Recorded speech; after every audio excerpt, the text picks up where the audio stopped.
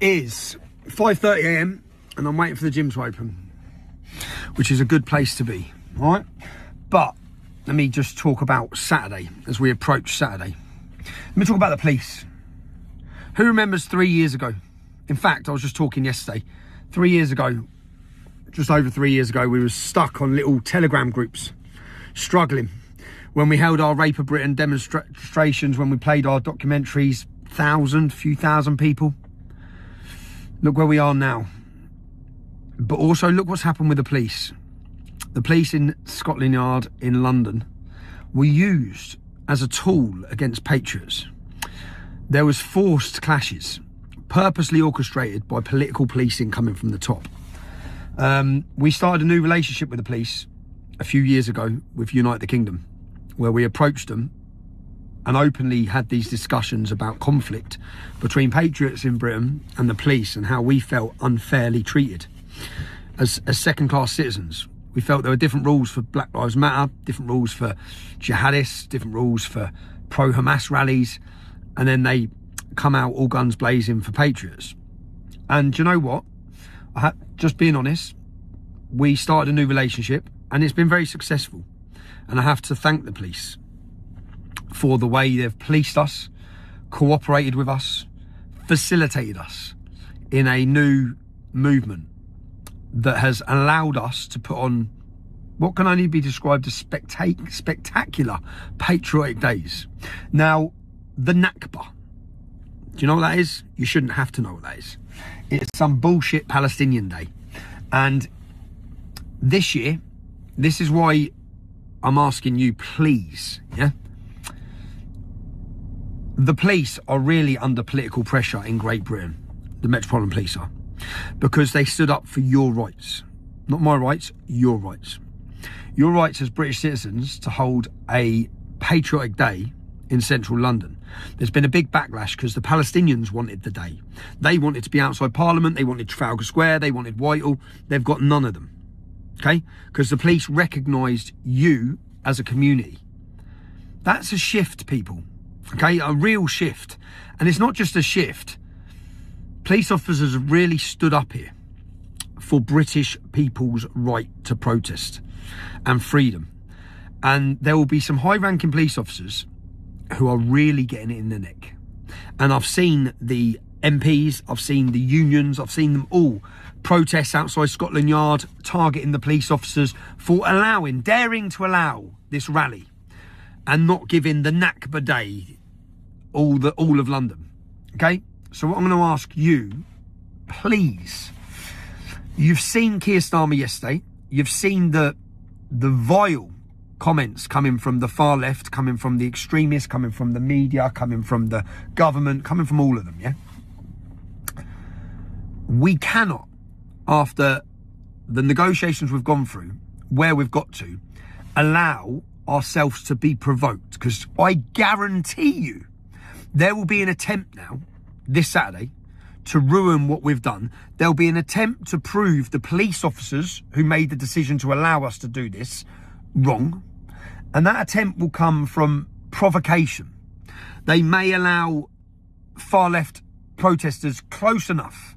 They may allow them close enough to provoke you. What I'm asking you is if you did react to that provocation, you are giving them exactly what they want. And I know it's hard when people are screaming at you. In fact, I saw this for years. What they would do, we'd have the English Defence League, they'd allow them to get within distance and then allow them to throw something. And they'd throw something into our crowd and everyone would react. Now, by reacting, I understand it, but you're giving them exactly what they want. They'll have the media lined up waiting, and then they'll condemn us, they'll condemn you, they'll condemn all of us, and what they'll do is they'll then condemn the police officers who have put their necks on the line to give us the right to protest over these fucking jihadists, yeah? So, please, come to London with the right attitude. Come to London and recognise those police officers. There's been a real shift. I've seen it. I've seen it in the police when I talk to them. I've seen it from when I was remanded. I was still in prison a year ago on solitary confinement, just in the last year. But in that imprisonment, when I first got put in the police cells, The reception I received was incredible from the police. Remember, they see this bullshit every day. They're on the front line of it. They're the ones who have got DEI. They're not getting promoted. The average decent, hard-working white officer knows he's not getting promoted. They're angry. So you see the revolution that's happening, whether it be culturally, politically, it's happening everywhere, in everything. People are sick to death of it, including average police officers. So understand this on Saturday. And it doesn't mean there's not going to be a rogue officer. It doesn't mean there's not going to be an officer who's there acting like a superhero. Yeah? It doesn't mean that. What it means is, please don't react to it. Please bite your lip. And if that means having to take some abuse, it means rising above it.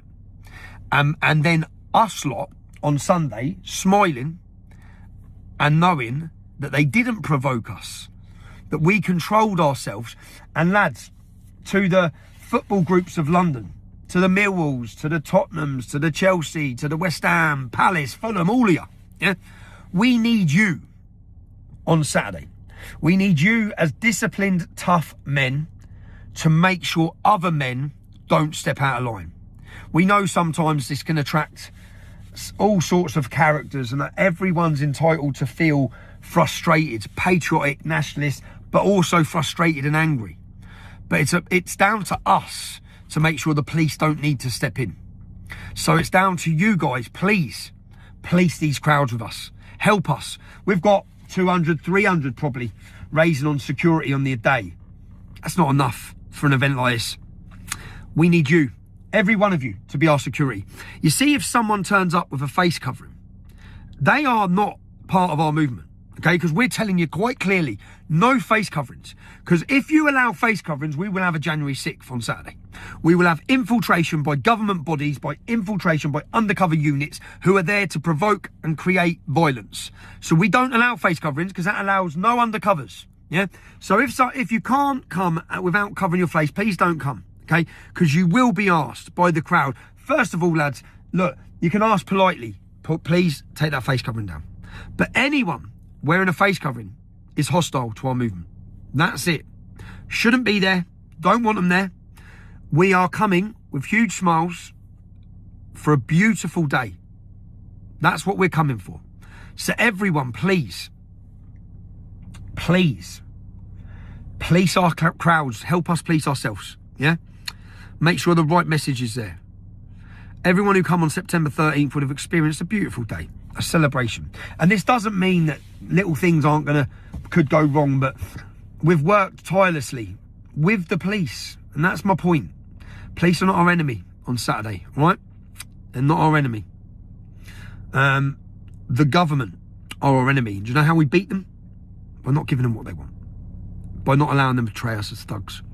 By not being provoked.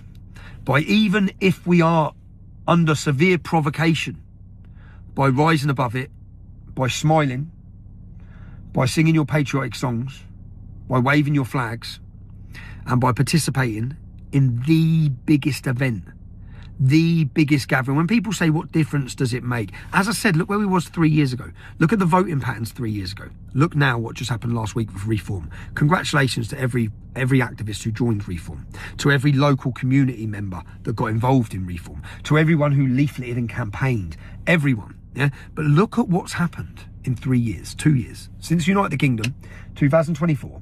Look where we are now. Yeah. We have got the battle for Britain is coming up in 2029. The battle for Britain. The battle to save this nation. No one's asking you. Do you know previous generations had to go to the borders and fight? Blood is soaked into the ground across Great Britain. Every corner of Great Britain, our ancestors' blood is drenched into the ground for fighting to save this nation. Well, our fight is now. This now. It's a different enemy. It's not an enemy coming from the shores. It's an enemy that's here. It's not an enemy of flesh and blood, okay? But the enemy is here. And this is a spiritual battle. It's a revolution, and it's happening. And I've been waiting 15 fucking long years for this. So it's happening. So let's not let ourselves down. Let's not let our country down. Let's take another step towards Goliath this Saturday. Let's have another awakening. There's a mass awakening where people who weren't awake are now awake. That wasn't going to happen overnight. Yeah? This 24 months, it's happening. It's a shift. And in 3 years' time, we need to be ready. We need to get fit. We need to get healthy. We need to get men training. We need to build communities. We need to join political parties. We need to become activists. How much are you willing to give? How much are you willing to sacrifice? What are you willing to do? What are you willing to do to fight to make sure your children have a safe country?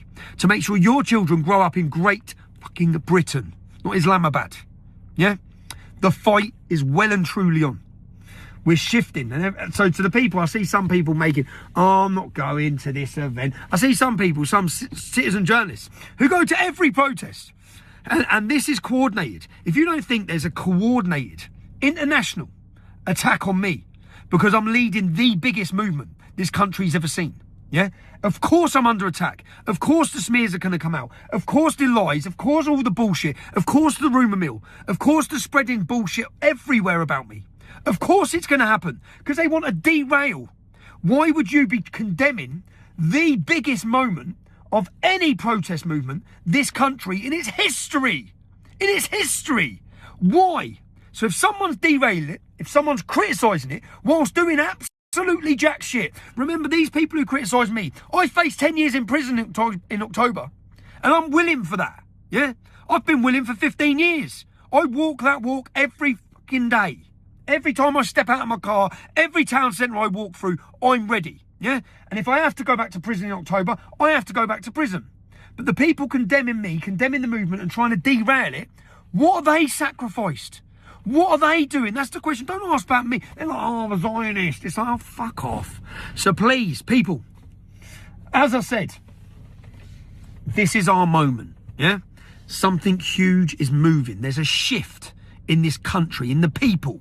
There's a spiritual awakening happening now. It's not happening in the church. It's not happening in your church, Church of England, right? It's happening on the streets. It's happening on the streets. And this Saturday is going to be a beautiful, historic day. Make your plans. If you haven't made your plans, it's 12 minutes. Gym's nearly open. If you haven't made your plans, make your plans. If not now, then when? When? Is there ever going to be a moment where people, men and women, are going to descend on our capital city from every corner of Britain? Keir Starmer's banned journalists from coming. That only works when they control the media. You're the media. You, with your mobile phone, are the media. You coming and travelling are the difference. You might not think you are, but you are. Every one of you. Yeah, and I know, and showing courage to come against all the odds and spend your hard-earned money travelling to what's going to be the most beautiful concert, celebration, and coming together of unity, of patriots this country's ever seen. God bless. See you all Saturday. Come on. I'm dreading this workout, man. But I'm going to get it done.